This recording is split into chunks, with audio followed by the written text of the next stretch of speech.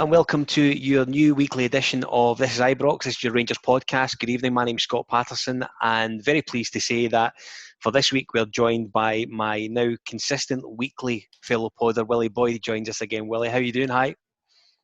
Hi Scott, I'm fine. Looking forward to this week after a bit of technical difficulties offline, shall we say. Allegedly. And very pleased to say that joining us again for his second appearance on the pod, Gordon Smith joins us. Hi Gordon, good evening, how are you? Evening Scott, evening Wullie, I'm fine, thanks, yeah. Thanks for joining us. My pleasure, yeah, good to be here. So this week's podcast is brought to you by our friends at Triple H Mortgages, the one-stop shop for your mortgage and insurance needs. Contact them today on 01453 887 179 or via the email hello@hhhmortgages.com. Also available on the internet, hhmortgages.com, and available on Facebook as well. If you are to call them for anything mortgagey or insurance type questiony, you're more than welcome to mention my name, Scott Paterson, or Wullie or Tommy, and the guys in there will look after you very well indeed. So, a bit to discuss tonight, none more so than obviously transfer deadline day, guys, which we will get to. I want to lead with a little bit about the game at Easter Road last week for the Hibs game. Wullie, I'll come to you first. I had said on last week's pod that I did feel it was going to be the toughest game of January. I think the first half kind of backed that up. We were a wee bit stuffy in the first half, I felt. Yeah, absolutely. We were, I think we were guilty of giving away quite a few chances in the opening first half. I think, was it Deutsch had three efforts that he probably should have done better with at least one or two. Yeah. Hollander, had done really well with a challenge. I think it was the first one. So, I mean, we were sort of defensively okay, but they did get in and they had opportunities. But, McGregor had saved quite easy for Deutsch and we got let off for the header at the back post as well. Gordon, Easter Road is traditionally always a place that I think as a supporter, you're always wary of that fixture in the calendar when the games come out. You're always aware that you're going to get a tough time, particularly when the fans are in the ground. I thought that we didn't start the game particularly well over there last Wednesday night. No, they didn't. But I have to say that I think that's been a little bit of a case of Rangers over the last few weeks, actually. Maybe even in part of December as well. That they weren't really playing well. The main thing about it is though we're getting results. That's the crucial element here. It's about even when you're not playing well. Every league campaign, you're never really good. I mean, I've experienced it myself. You're never really good throughout the whole campaign. There's good and bad times, and a real championship, I would say, campaign is when you're actually winning when you're not playing as well as you can. Yeah. The one main aspect of Rangers at the moment, and it's been all season, is the fact that defensively they are strong, and that's one of the great reasons that that they're getting by even. At times, we saw this even last season with Celtic. You look at the number of games that Celtic ended up scoring in the 90th minute, 92nd minute to get the points. And Rangers this season, they won quite a few 1-0s, but it's because that they're strong and they're always capable of doing it. So I think that was the main thing. It was always going to be a hard game. It was harder than I thought it was going to be on the basis of the fact that previous to this game, Hibs were absolutely shocking. Yeah. In the semi-final of the Cup. Losing 3-0 to St Johnstone was unbelievable. So I was quite shocked about that, and I thought, but I know they'll be up for it because it's Rangers. They want to prove to the fans, they know they want to beat Rangers and all that thing. It's always been the case. So that's why I think in the end it turned out to be a good performance at the end of the day and a good result especially. Wullie, I'm going to come to you on the Morelos stamp shortly, but I want to speak about his second half performance generally. Could have probably walked out of Easter Road with the match ball, scored a good goal and had two good chances that he should have scored. The goal was a really well-worked team goal, and Morelos' finish was typical of what we expect from Alfredo Morelos. Yeah, absolutely. I mean, he's worked great. He went and picked up, felt wide, kept it in play, knocked into Tav, who, a nice wee pass to Jack, who gives it to Davis, nice wee flick to Aribo, who flicks it through to Morelos. Ryan Porteous, I felt, for all the kind of hype he kind of gets, he switched off big time. I felt he was going to go and try and defend probably the wrong area. I don't know if you guys felt that too, but he switches off, and Morelos, he does what he does when he's in the positions, and I mean 9 times out of 10 he's fine in the back of the net when he's in form. Gordon, I thought his finish for the goal was a really good one. He looked like a player that was maybe just beginning to find a little vein of form again in his game, I think. I think it was a good finish. I agree with Wullie, though, that I felt that Portis, at the time when I watched it, I thought it was shocking defending from him. As he says, he's getting highly rated. There's all this talk about teams being interested in him playing for Scotland and all that. He let Morelos just run away from him. It was shocking defending. And he took it well. The problem with Alfredo Morelos is, and I've seen this over the last few seasons there, and it was one game I was at, it was a classic, it was playing Aberdeen, and he missed 3 sitters and he scored a really difficult one. He scored the one that wasn't a chance, right? And he missed 3 that were just a tap in, And that's what's typical of him. He's more of a goal scorer than he is a finisher. If you can differentiate the two things, some people are finishers and some people are goal scorers, and he's mainly a goal scorer. Wullie, on the stamp, so when I seen it straight away, I thought he was going to get a red. I thought it was a wee bit petulant, I think, to be perfectly honest with you. It was silly of him to do it.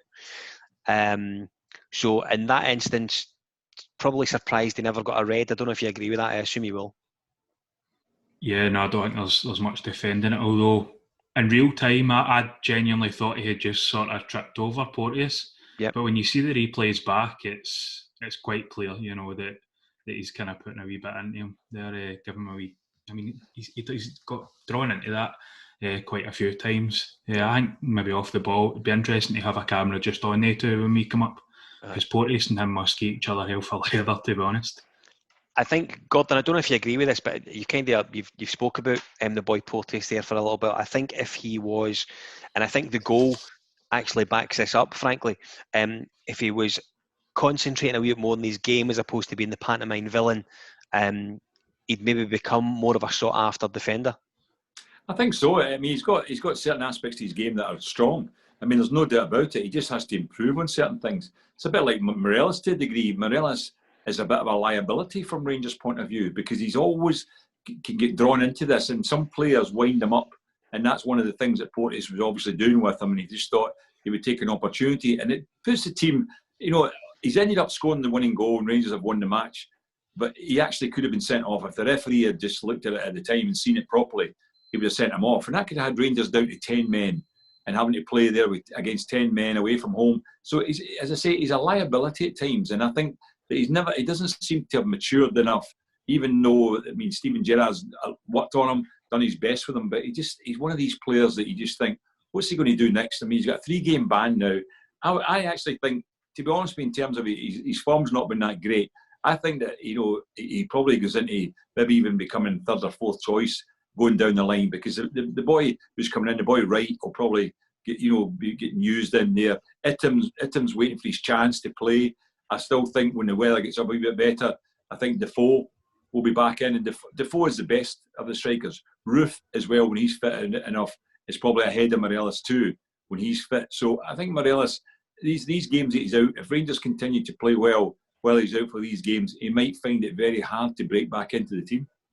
So Gordon, I'm going to stay with you because you've brought up the fact that he now misses 3 games. So Rangers chose not to appeal the stamp and the indictment, if you like. Do you think they didn't appeal because they deemed it to be a wee bit frivolous, or do you think they haven't appealed because they feel they've got the squad to almost account for him not playing those 3 games? I think both of those things are right, Scott. I think that it's a case of saying, well, we've got loads of cover, and if you look at the situation, thinking, if I was there, and I would look at it and say, is there any chance you can appeal that? Because there's no way it's accidental, or it's like it's been a wrong decision to say no, retrospective red card. I think that the Rangers have just looked at it and said he was deserved. I think Steven Gerrard even said at one point that it was a crazy thing for him to do, a stupid thing to do what he did. So I don't think there's any point whatsoever in thinking about an appeal, because I think he was always going to get banned for that. I saw it right away and I thought he'll get a retrospective ban here. So Wullie, on the sort of appeal process, and I agree with Gordon to a certain extent. I think the one thing that is causing a bit of frustration amongst the Rangers fans is not necessarily the fact that Alfredo maybe should have been sent off at the time. But I think what we are looking for is some comparability in incidents that have went on in the past. We've all seen incidents that have went on during the season that don't seem to be picked up, and I think it's been alluded to by certain members of the management of the Rangers that there's almost a trial by media, if you like. So if Sky show something twice, they'll show it 17 times, but if it's Morelos, they'll show it that little bit more, and they'll consistently refer to it. So I think what we're looking for is a bit of a level playing field, and they've kind of made a rod for their own back, because the next time there is an incident that's akin to what happened at Easter Road last week, the Rangers fans will be up in arms for them to do something about it. No, absolutely, and I don't think. I mean, I do feel like sometimes, especially with what happened with Morelos at the weekend, it seemed to be all the commentators were talking about for the rest of the game. Yeah. I know there probably wasn't a completely, a lot of goal scoring, obviously, to talk about in that. So maybe that kind of comes into it. I just feel like they over kind of try and analyse it and everything this boy does. Yeah. I mean, he's done something a bit silly, but I don't know. I think it's just they kind of. It seems like they sort of go and pick on him. I mean, I'm struggling to kind of try not to come across too strong in this, but I think it's a bit unfair the way he does it in the media. The thing is that they're looking, because it's him, they do draw attention to it, because they're saying here's another example of it. Other people have got away with it. I've seen it, and I think it's been wrong that some other players at other clubs have got away with similar situations, but it's maybe been regarded as a one-off, that's it. But they're always looking at Morelos all the time. He is getting watched, and as I say, that's one of the aspects, it's one of the things that he has to sort out in his game, because people are still winding him up and trying to get him involved, because he's easily wound up, as obviously that is the case, and he decides to take retrospective action himself if a player's had a heavy challenge on him, and you can see him during the game, he's reacting all the time, he's angry at times with things that happen.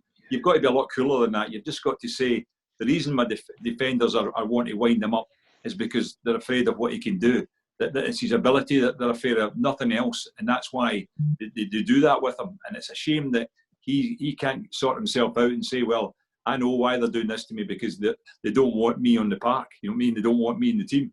And if he could just calm himself down, he would do better. Well, I'll come back to you. We've kind of, Gordon and I, we've discussed the squad depth as far as the 3 games that Alfredo Morelos will miss. St Johnstone at Ibrox on Wednesday night, Hamilton Academicals on Sunday, and then Kilmarnock the following weekend, again at home. I think we've got enough in the squad with Etienne, Defoe and Roof beginning to get back into fitness after a couple of weeks out with injury. So I think we've got enough there to accommodate life without Alfredo. Yeah, absolutely. I'd like to see Itten getting out a wee run in the team now that Morelos is out. I mean, you'll know, Scott, I've got this sort of... Big fan. I think there's some sort of love blossoming between me and this guy. It's getting that serious. But no, I think the boy's got a lot to prove, and I don't like him out on the right-hand side, if I'm honest. I think we need to get him straight through the middle, and I feel like if you're going to put him down on the right, it'll be Roof once he's back fit. So it'd be interesting to see, how that 3 kind of work with Kent, Roof and Itten, because I think he could be a massive player for us. And I mean, earlier on in the season, I feel like Morelos' game changed where he was coming in deep, and I kind of feel like we started playing that way. I feel to try and get Itten in, and I feel like that's Itten's game. He kind of links the midfield in that and lets the midfield run beyond him as well sometimes. So I think he could benefit us a lot, and especially in the title running now.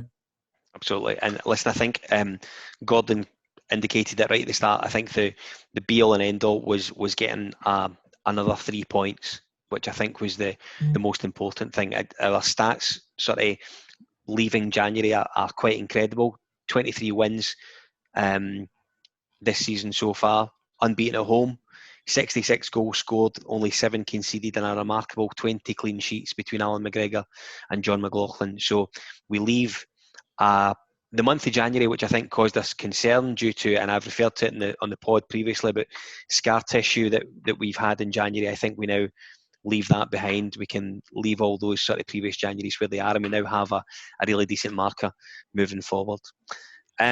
Today, transfer deadline day. Willie, I'll come to you first. I know you've been sort of tracking this at home with your yellow tie on.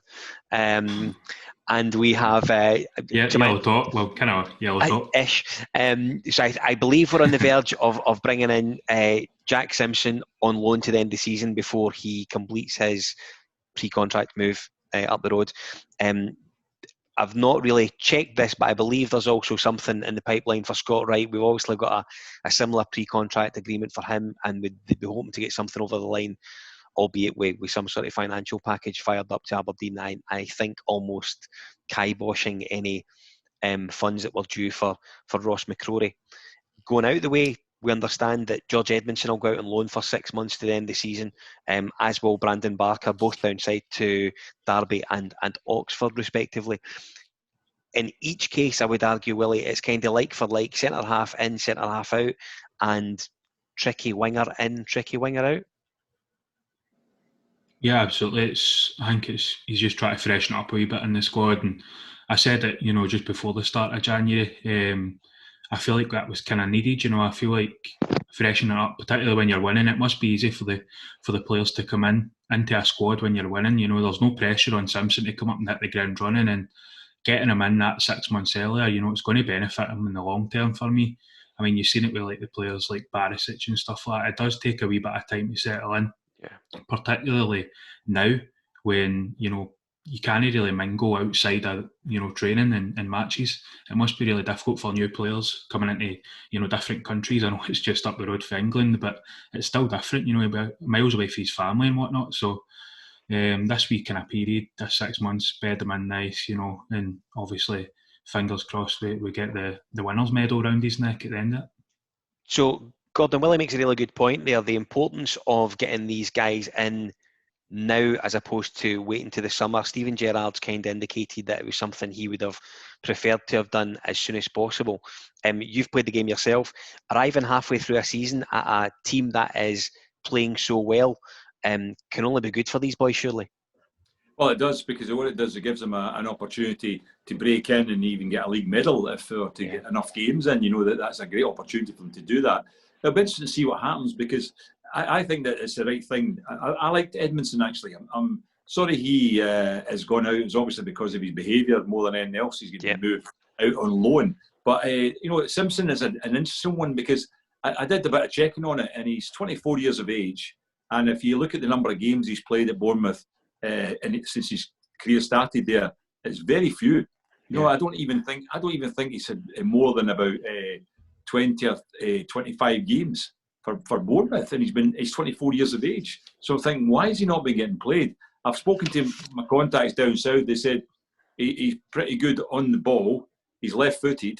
He uses the ball quite well, but he's not a great and outstanding defender. That's what they've told me. Okay. And he's been playing, when he's been playing the Bournemouth team of late, any games he's had, he's been more or less in a back three. So he's been like the central player of a back three. So he'll be one I'll be interested to see how he comes in. But he's maybe going to be more of a squad player than Wright is going to be. I think Wright may be challenging for a place, because he's been coming through Aberdeen. He's looking pretty good. His best thing for him is to move out of Aberdeen, because I think he'll get a hard time up there. He'd have a hard few months if it was now that he's known that he's signed a contract for Rangers. Absolutely, yeah. The best thing he can do is leave there. So he's going to be challenging up front. And as I say, when Morelos not been available, if Wright does come in, I think it's a good thing to see what he's got to offer between now and the end of the season. Because as you say, they've got that kind of attacking front now of players who are fighting for a place. Because you've got Itten, you've got Defoe still there, you've got Roof when he's fit, you're going to have Wright coming in now, and Aribo can also come into the front three as well, rather than playing in the midfield role, because now that Jack's back, you've got Jack, Kamara, Davis in the midfield. So you're looking at Aribo maybe being further forward now, and you've got Kent there as well. So you've got enough players, and that's a major thing. You know why? Because it's even you're at that level, the one thing you do need in a top team is competition for places, because then the people who are in the team are going to have to fight to stay in that team, and that gives you the indication that they're going to be highly motivated, and they're going to be wanting to do their best, because they know if they don't, they're out, because there's a player waiting to take his place. Willie, Gordon's spoke a little bit about Jack Simpson there, so we obviously know he's coming up for the next 6 months before pre-contract. He's officially a Rangers player. I wonder with us bringing another centre half in, Katic will be. I don't think you'll see much of Katic for the end of the season, but he should be ready to go for next season. We've also got Hollander in there. Goldson is there all the time as well.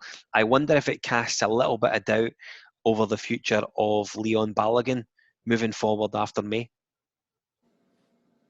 Yeah, possibly, but I think Gordon said there that Simpson was playing the back three, and that's something I've said a few times this season. There is potential for us to go and play the back three, and maybe that's going to be an option. Maybe he's going to carry that extra defender in the squad.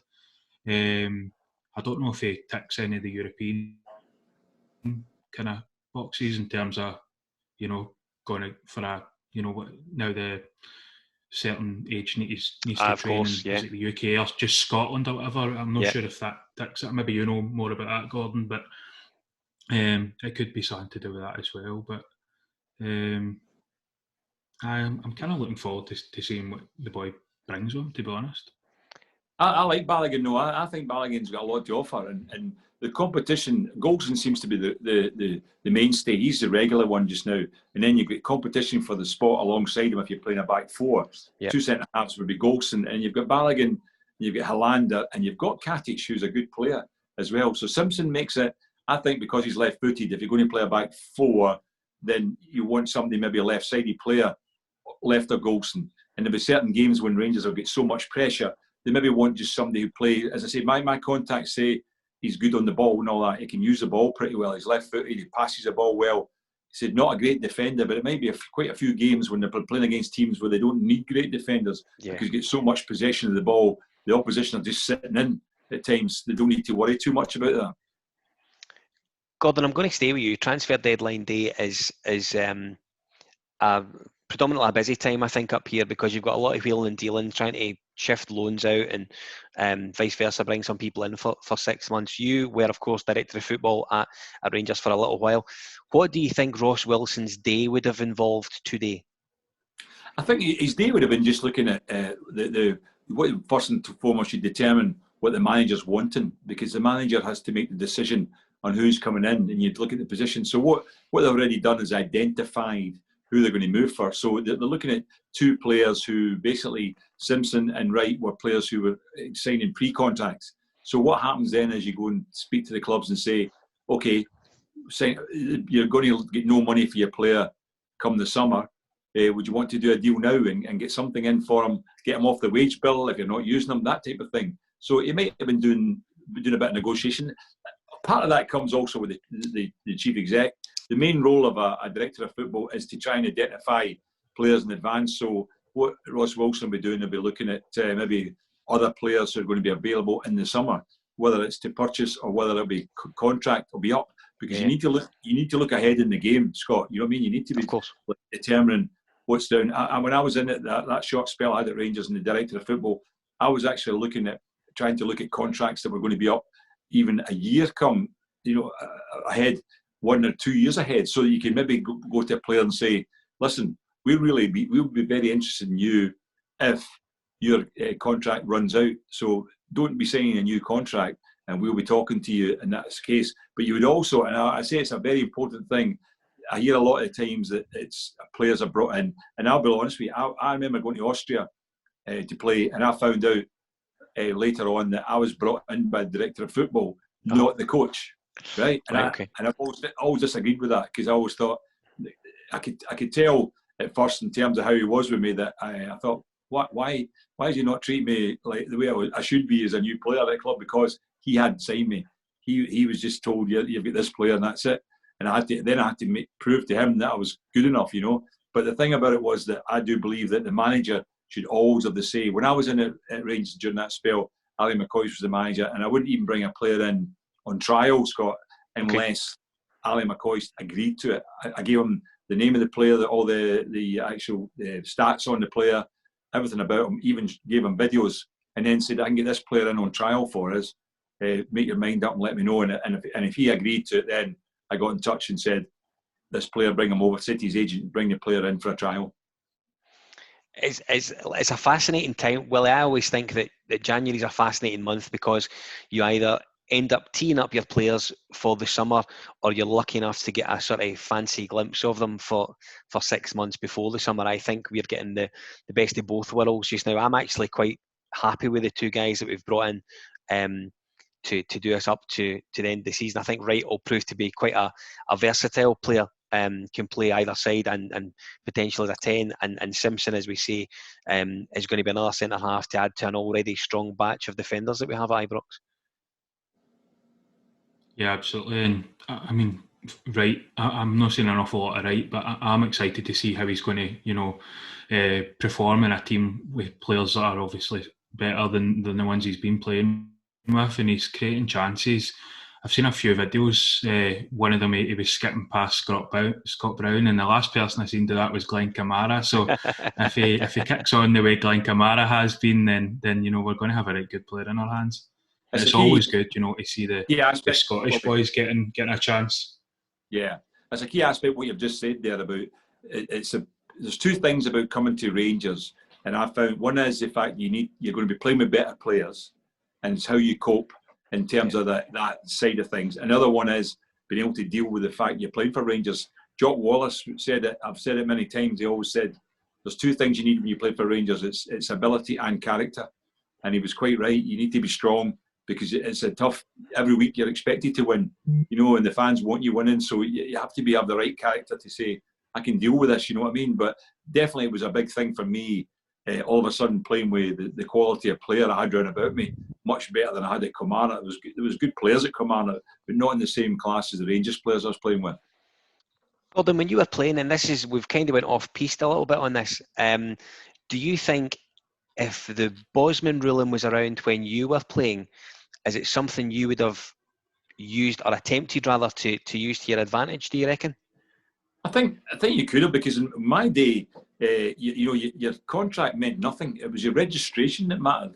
Your contract could be finished up at the end of the season, and you couldn't leave, no matter how old you were. You were under contract, and it was loads of classic examples like that. I found out later on teams even were in for me. I mean, I even found out when I was I think it was about 15 years ago, I was at a dinner and Tommy Docherty was speaking. And Tommy Docherty said, "It's nice to see Gordon Smith here. I tried to sign Gordon as Man United manager." And I went up after dinner and I said, "What you said then?" He goes, "Did you not know?" I said, "No, I didn't know." He said, "You were 19 years old. I offered 100,000 to Kilmarnock. They agreed the fee. It was a Friday. And then on the Monday, I went back in for you. They asked if you could play on the Saturday for them. And the Monday, I went back in and they wanted more money." He said, "You must have played well on the Saturday." I was like, "Honestly?" And he said, "Yeah." And he said, "I told them, right. I'm not negotiating here. You either take this money I've offered you on Friday, or that's it." And he said the Kilmarnocks kept trying to negotiate, and then he put the phone down. And there was I finding out about 20 years after retiring that Man United were in for me. Things like that. And Jock Wallace told me when I signed for Rangers, he said, "That's taken a while." I said, "What do you mean?" He said, "I've been trying to sign you for the last 4 years."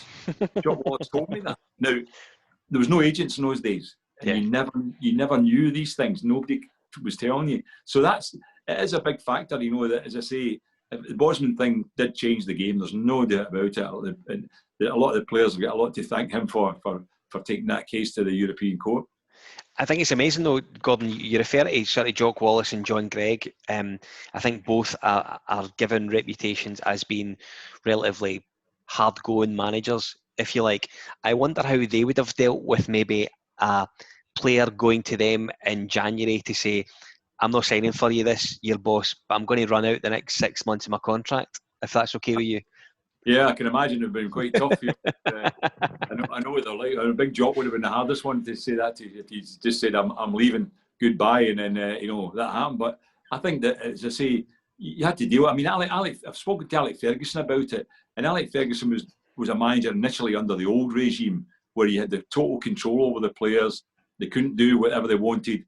Then he went down to Manchester, and he told me this. He said he had to form a different type of management, because the players had so much control over their careers then. They were earning so much money, they had to deal with players in a different way. And he said he changed certain things about how he managed, and most of them would have had to do that. Jock Wallace would have had to have done that if that had been the case, and he'd been used to the fact saying, "Wait a minute, these players can leave at the end of this contract." But now, in my day, you couldn't. Wullie, I think it's safe to say from a a deadline day perspective, I think we can be quite happy as Rangers supporters with the business that the club have done this window.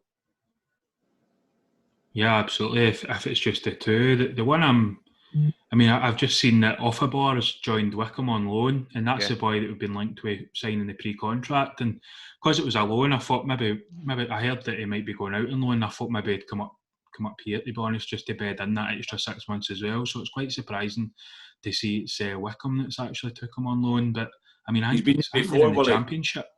That's right. Yeah, Wickham before on loan. Yeah. Last season, I think it was, wasn't it? Yeah, that's right.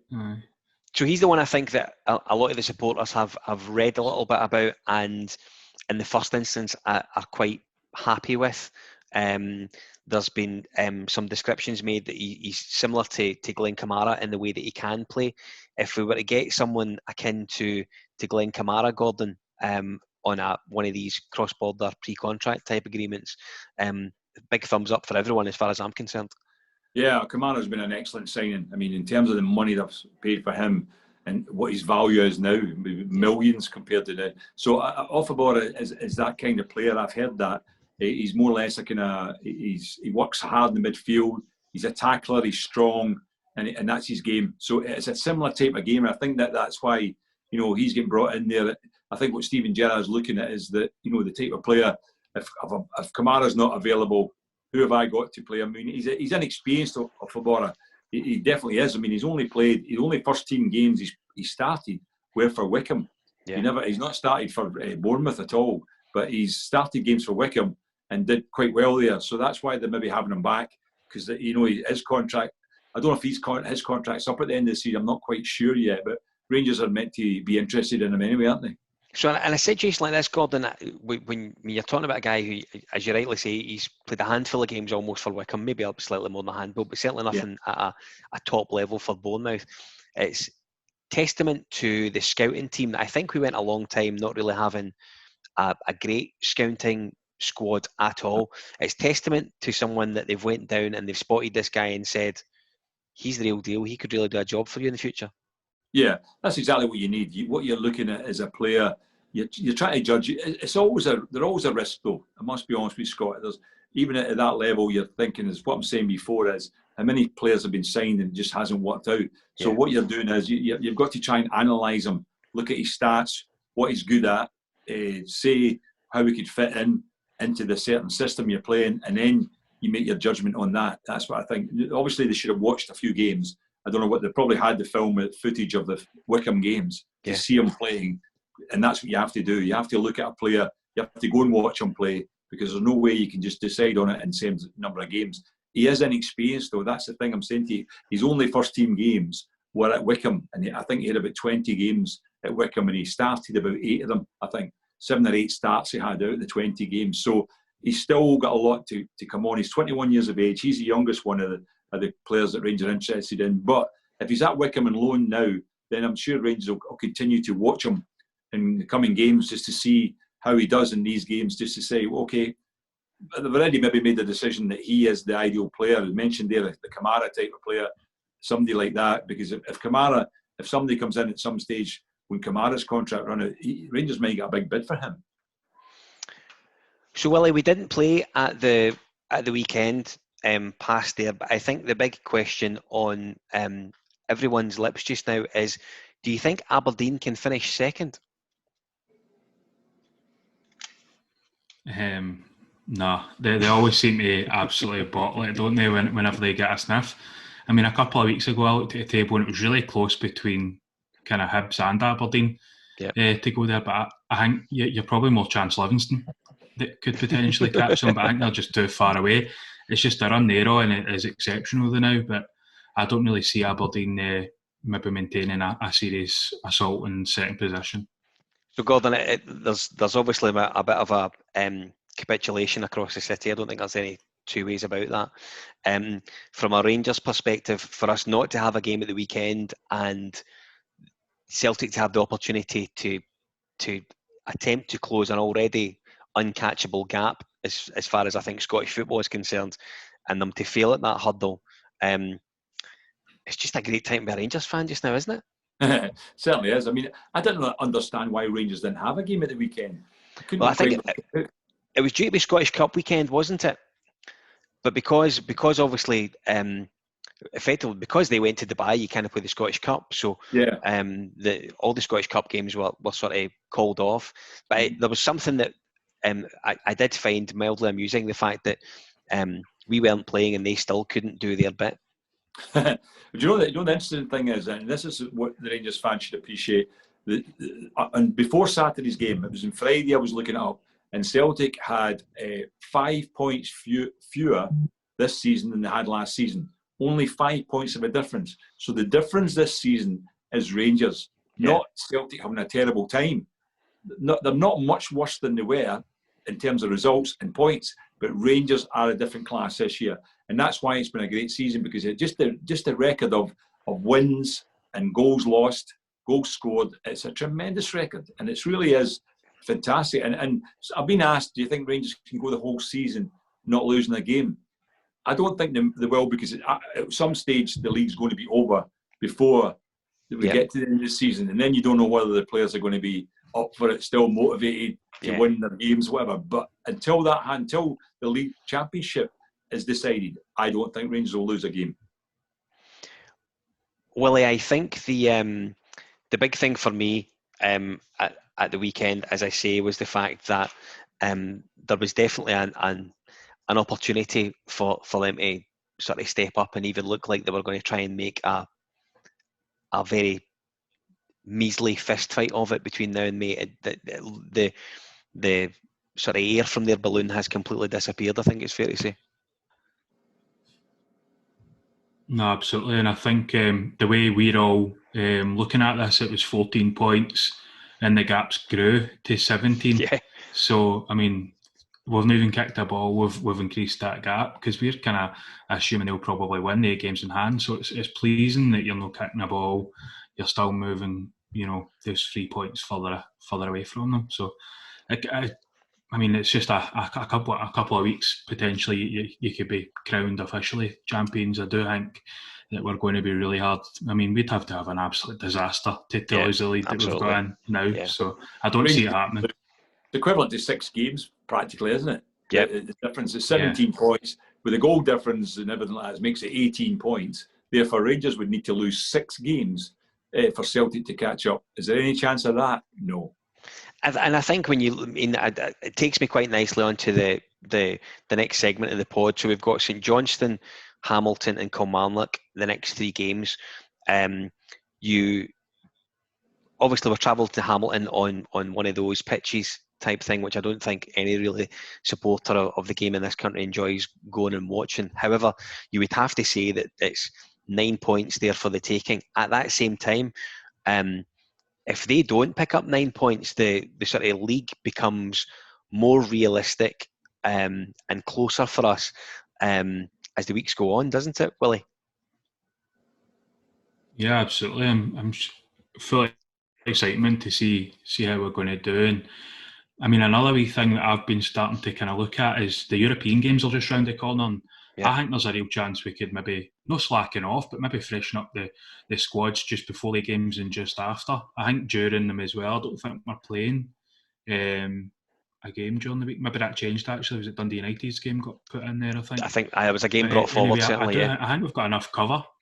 Yeah, I do think we've got enough cover to maybe start rotating a lot more and maybe bringing the so-called fringe players into the league games just before and just after these European games, and then hopefully make a decent crack at Europe.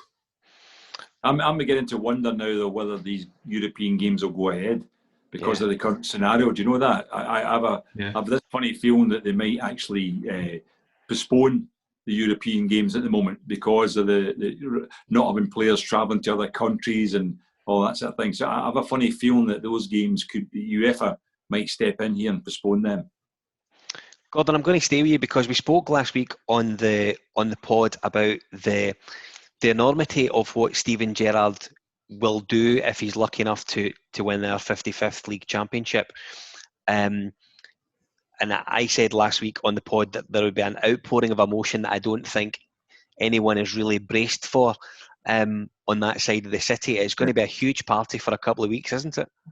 It certainly will be. It's amazing though. It's an incredible thing that this would be like you could win 8 league titles and you wouldn't have the same reaction as Rangers are going to get to winning this one. And with the same token, guys, you look at Celtic. They've won 9 in a row, and what is it? This is nobody's getting any thanks or praise for that. This is a disaster because it's not 10.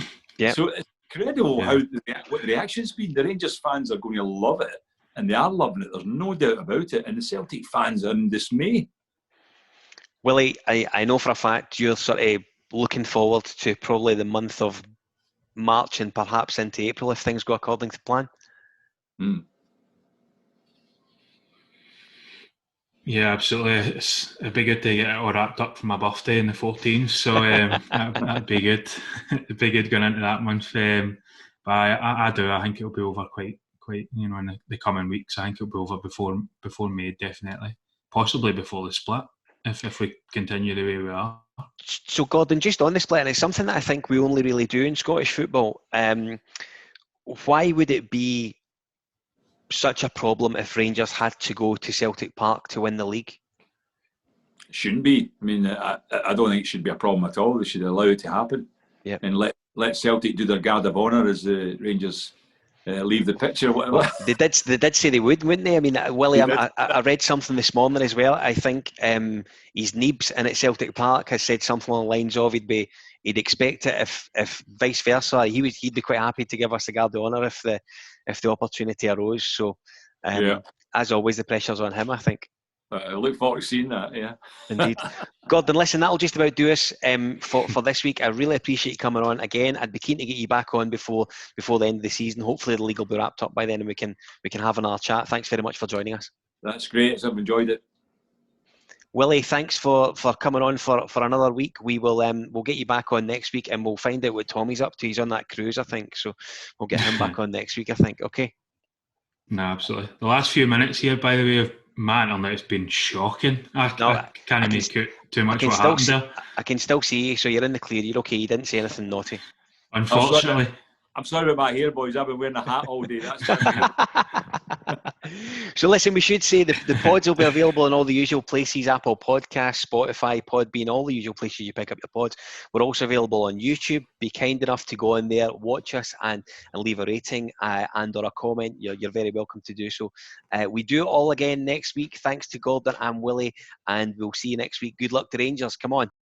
You're listening to This is Ibrox, your Rangers podcast, brought to you by Triple H Mortgages, the one-stop shop for all your mortgage and mortgage insurance needs.